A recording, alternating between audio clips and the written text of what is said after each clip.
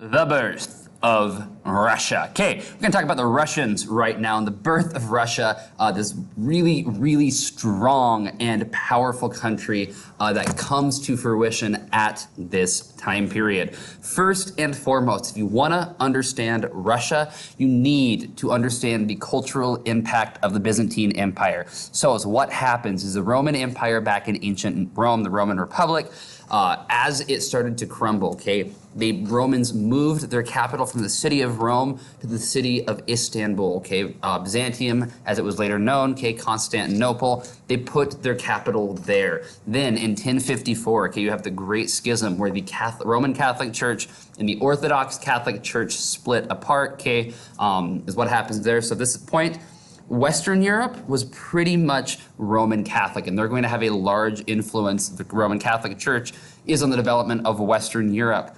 However, Eastern Europe, so Russia, the Ukraine, stuff like that, Romania, is going to have a large influence by the Orthodox, okay, coming from the Byzantine Empire. So Russia acts very Byzantine in what they do. Religiously speaking, they are Orthodox, just like the Byzantine Empire was. Their architecture is very similar to that of the Byzantine Empire.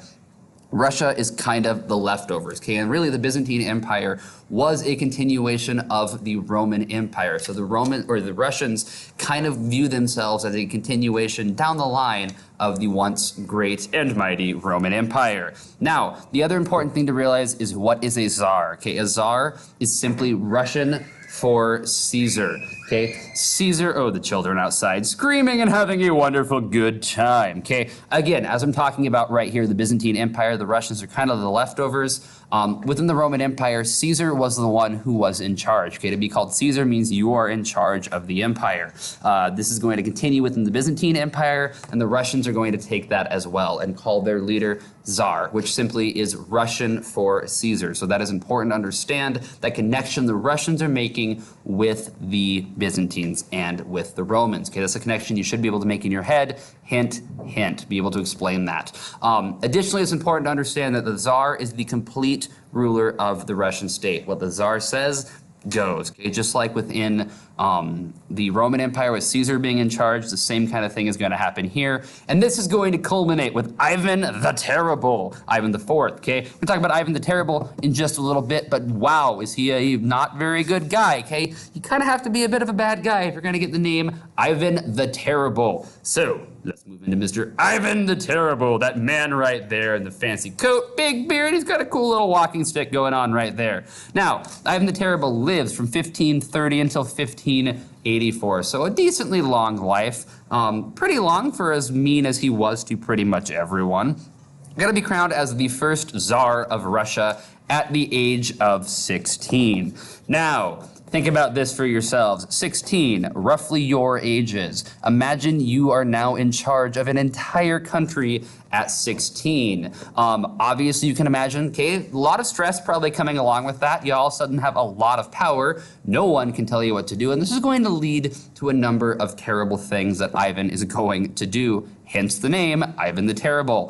First and foremost is he is brutal. Brutal, brutal. Yes, I'm pounding on the desk as I say that to get the point across. He is absolutely brutal to his enemies, and his enemies are the boyars. Okay, the boyars are the nobles in Russia. Ivan the Terrible is afraid of them, thinks they're going to try to overthrow him, and he does not trust them. So, what does he do? He kills them, okay? He kills them in a very mean and brutal way. Right here is a pretty good visualization of Ivan the Terrible, okay? Don't make this guy mad. He has a temper, and he has the ability to kill you, and he's not afraid of doing this. Ivan the Terrible, though, the important thing is he is going to expand Russia, and he's going to expand Russia through military power. He is going to make a strong military, and he is going to go and conquer far-off lands, okay? He's very successful, but he destroys the economy of Russia, not just during his lifetime, but for generations to come, because he spends so darn much money expanding the military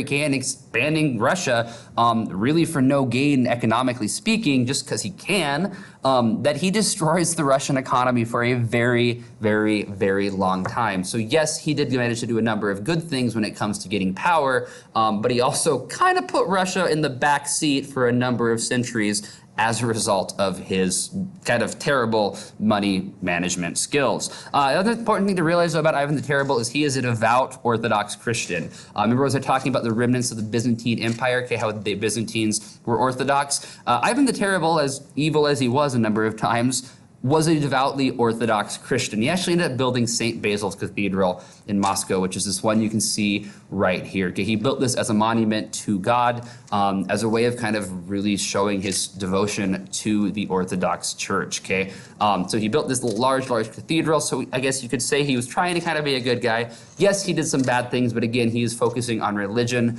and does want his people to be able to share in this religion with him as well. However, the thing Ivan is known for is killing people. Okay, you do not gain the nickname Ivan the Terrible without killing a number of people. And he did not just like kill you real fast, okay? He was kind of slow, kind of brutal, and he liked you to suffer as you're dying. Ivan the Terrible, not a real nice guy because his name is Terrible. Alrighty, that is all of these terrible notes that I've been talking to you about.